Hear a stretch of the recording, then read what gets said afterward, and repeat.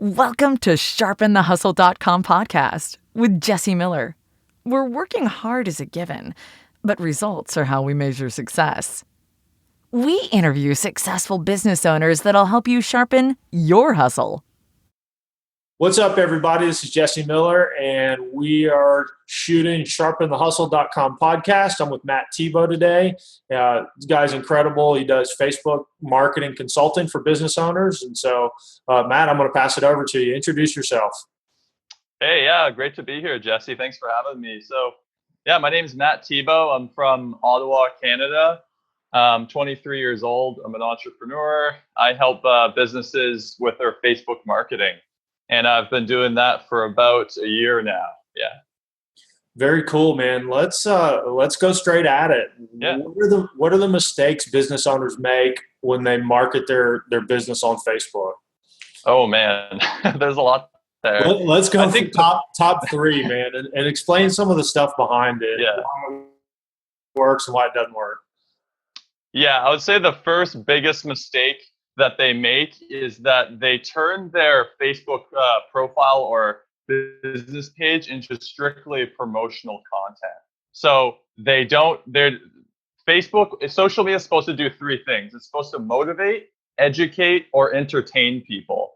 And so a lot of business owners, what they end up doing is they turn their Facebook or social media, whatever, they just turn it into a promotional bulletin board. And it's super boring. And they just don't really put out a lot of value, right? They don't help people. They just kind of say, buy my stuff. Hey, we're doing this, buy this. So that's the first mistake. I would say the second mistake, what they do is they over automate everything. So these tools like Hootsuite, all that stuff, it's great for if you're busy and you have to like go to a last resort and kind of schedule some stuff out. The biggest mistake, though, is that they over-automate it and they just post a link in there and then just schedule out a bunch of links and shares throughout the week and think that that's marketing on social media. That's not marketing. You're essentially doing the first mistake, what I just said, is pumping out content and all that. And then the third mistake that I would say is they don't actually build a community. They don't build like a collaborative community where people are rising up above the interests of just the business and more so for a greater cause, right? So a Facebook group that is for a greater cause, this is going to have a much bigger impact on your business because you're rising above self-interest. Man, I love that. Tell me about some of those that you're engaged in and what the value has been for you specifically in some of those Facebook groups that are collaboration focused. Yeah, so I created one called Trusted Influencer Entrepreneur Society. So we created that group, and the main focus of it was originally just because there's so many people online who are too scared to really put themselves out there, right? The barrier of entry with like statuses and all that is very low. Like anyone can post a picture of themselves posing in front of a car and all that stuff. But what really makes people buy from you is not pretending to be successful, all that stuff. It's that just building trust and helping people. Yeah. And so in that group, we talk a lot about video and how to leverage video, build trust. That's why it's called Trusted Influencer. But as far as other groups too, like some of these groups, if you have, as a coaching consultant, you might know this too, like sometimes you yourself are trying to figure something out for a client and you'll be like, okay, how do I figure this out? You can pop in these groups, ask people, collaborate a bit. And so groups are a great way, not only, they're a great way to help everyone. It's amazing. Yeah, no, I agree. That's one of my first coaching points is, man, find people that are like you, find people that have the success that you want, and start building relationships. And you don't build relationships unless you go in there and you contribute and you're active. And that's incredibly valuable. So why don't you tell us your story of why you started your company, the success that you've had. Walk us into that, man. Yeah, for sure. So I went to university for communication and media, and I kind of went just because that's like what you're supposed to do just to be successful. I wanted to be successful. I didn't know what I wanted to do, but I knew I kind of liked media, the internet, all that stuff. So I did that. And then in my third year, I started figuring out about this online marketing stuff. And I got into Amazon Kindle publishing just through like stumbling across ads online.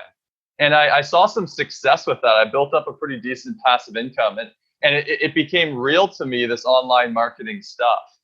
And so then after that, I realized, wow, I'm good at this marketing stuff.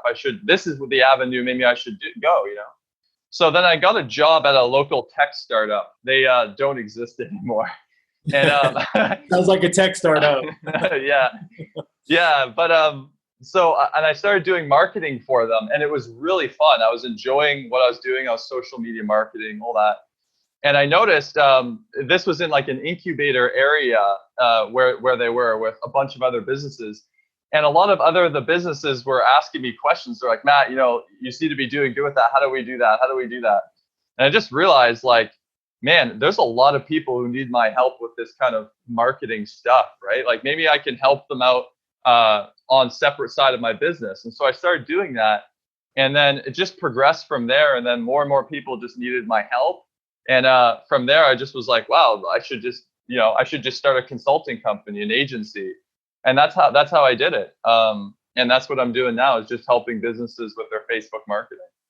That's cool, man. I love it. We've talked a little bit about your approach. Why don't you share your approach, because it is unique. Your goal is not just to build an ad campaign for people. Why don't you talk about it? Tell us your methodology, why you do it, and why you do it that way. Yeah, so what I do offer Facebook advertising. I can help clients with that if they don't have the time and if the product is right. But my methodology for consulting one-on-one with coaches or consultants, life coaches, stuff like that, who are looking to get more exposure and get more clients, my first methodology, what we start breaking down, is their branding. On social media, the branding is really, really important, especially as an expert. And you want to really reverse engineer it from the customer avatar. So we break down a customer avatar of who the perfect client is for this person. And then we basically reverse engineer, how we can attract that person, what they're looking for. And so let's break it back one step here. Yeah. A lot of my clients don't understand the marketing world. Right. Let's dig into the psychology of what a customer avatar is. Talk about that for a second. Yeah. Sorry, I kind of went a little bit heavy there. Oh, you're good, man. You're good.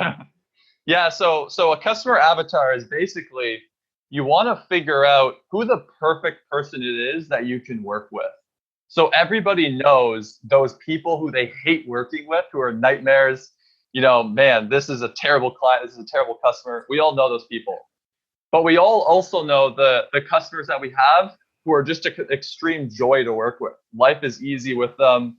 It's easy to get results. They're happy. You're happy. And that's what we call your ideal client. And so during this process, you want to figure out who that ideal client is. And not a lot of people know this. What are some of the barriers that you see when you're working with business owners? Because I know one of the things that I see when we start working through that process is that they feel like they're eliminating a bunch of people by narrowing focus. What are some of the mental constraints, and how do you help them overcome that in this process? Yeah, absolutely. So that's exactly true. Is a lot of people are scared to cut off those other audiences and say no and say yes to those. But what you need to realize is that it's important to niche down now, because when you laser focus on a specific type of market, you attract them a lot more than being general. So it's like, when you just say, hey, I'm a fitness guy who can help you with your fitness. Well, the message isn't as strong as saying, like, I help, 30-year-old overweight men who are divorced or something like that get in shape, right? Because the messaging is super, super specific. And the more specific that you can get, people, when they talk to you, you call them forward, right? They're like, wow, that's me. That's totally me. And so now with the market being a lot bigger, everyone's doing online marketing. There's so many ads. There's so much. People are bombarded by like advertising every day, just constantly like blah in your face, right? Yeah. And so now marketing strategy is changing. Is that you don't want to be a generalist. We're not taking everybody. We're just taking that 1 to 2% who are going to be amazing be our clients, and we're going to have fun working with them. I think that's what's incredible about services like yours is, I know the fear is that you are going to lose a lot of clientele, but the reality is with what you can reach through an amplification method like Facebook marketing, you can get enough of those 1%ers that it doubles or triples the income that you're making dealing with all the other crap clients that that are out there. So that's awesome, man. I love it. Absolutely. Yeah. And instead of working with a bunch of clients, just work with a handful, charge them a little bit more, and you'll be happier and they'll be happier. Well, yeah, you deliver more value there. And so that it's not like it's just charging them more. It's delivering more value because you have more ability to focus and dive deep and create value. So you're not stretching yourself thin. Yeah.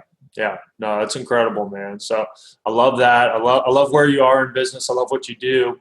Where do you see your industry going? Where are you headed right now that's new or innovative, or what's a shift that you're working through? Yeah. So my vision is really, I want to be the guy that businesses can hire specifically to come in and help them relate more on social media. So there's a lot of businesses who don't really know how to use the social media thing, like Coca-Cola. All these big businesses are terrified of the transparency that social media brings, right? We're moving in a new chapter now where social media isn't about like this faceless corporation. It's about people just holding mobile phones and relating, right? And right now, small business owners are at an advantage for that. Yeah. And so my biggest vision, my dream, is to be that guy who can come in and really show not only these bigger businesses but also small businesses like how to do that, how to not just become a promotional person who just comes in and talks about what they do, but be entertaining, be educating, and motivate people, help people. You have to speak the social media language, and that language takes a bit of practice to understand. Yeah. How do you think your age gives you an advantage in this? Yeah, absolutely. Yeah. So it does, because I've grown up with social media, right? It's the older business owners, they know they should be doing it, but they just don't want to touch it. It's weird, right? It's foreign concept. Yeah. Nobody's really translated it for them well. So yeah. And we're going in this really interesting era now where everybody's creating. You have to be a publisher. You have to be a creator online if you want to get your message out there. Whether you like it or not, you need to adapt, or else businesses now, right? Like people are on social media, your customers are on social media. And if you're not relating with them and talking with them and being top of mind, then someone else is. That's awesome, man. Very, very cool stuff. I love bridging the gaps. I love looking at that and really helping the larger corporations know. And I know quite a few of them that are scared right now because they're losing market share, and they literally have no reason why they're losing market share. And so I think you just touched on a lot of it. So, man, very cool. I love that insight. Last question here. If you knew everything you know now, but you had to start over from scratch, how would you build your business? Yeah. I think the first thing that I would do is I would learn how to sell. I made the mistake early on of really diving into a lot of the how, all the strategies, all that stuff. And I really discredited the amount of knowledge that I had at a basic level, right? Like I was working at that job, and just being able to work at that job and do some social media stuff there, that can benefit somebody already. And so what I thought is like, okay, if I'm going to start a business, I need to become an extreme expert. So I dived really, really deep into all the specific strategies. And what I realized though, is I really struggled with the sales part of it, because if you have a business, you need to learn how to sell first. So I would say buy the book Spin Selling. When I started reading that book, it really, really helped me. That was the first thing that I think I would do over. The second thing is I would be going to endless networking events. I would just go to as many networking events as I can and talk to people and meet people and get to trial and help some people out with their business, even if you're doing it for free. Just start to understand how you can start helping and providing value to people, whether or not it be for money, because you're just going to build up your confidence the more that you can, the more that you, at first you're going to have a bit of that imposter syndrome because you're not going to feel like the expert. Yeah. But after a while, you're going to start to realize that your opinion does matter and you really can help people. Dude, that's incredible insight. I love that, because if you don't sell, you don't have a business. So Yeah, exactly. you actually have to make a sale to own a business. You can dream all day. You got to get clients, man. So that's cool. Yeah. And I love the process. I love what you said about networking. People think, if I market my business online, I can't network. And there's just such a balance. The beautiful thing about networking is you can literally see the reaction to your message time in, time out. So it helps in a lot of ways sharpen your presentation. So, man, incredible insight. Thank you for coming on. Thank you for sharing. Absolutely. Man, I appreciate what you do. If people want to know more about you, where's the best place for them to connect with you?